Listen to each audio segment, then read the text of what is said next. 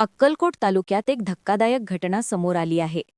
इंगळगी गावातील शेतात जावयाने सासऱ्यावर प्राणघातक हल्ला केला.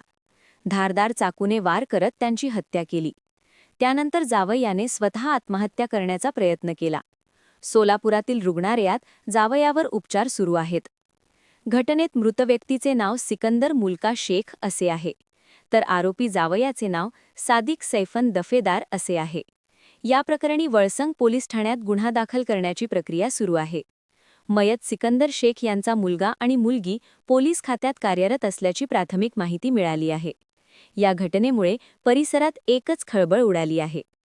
सादिक दफेदार याने शेतात सिकंदर शेख यांच्यावर धारदार चाकूने वार करून त्यांचा खून केला. त्यानंतर आरोपीने स्वतःवरही वार करून घेतल्याची माहिती समोर आली आहे. जखमी अवस्थेत त्याला उपचारासाठी सोलापूर येथील शासकीय रुग्णालय येथे दाखल करण्यात आली असून त्याच्यावर उपचार सुरू आहेत.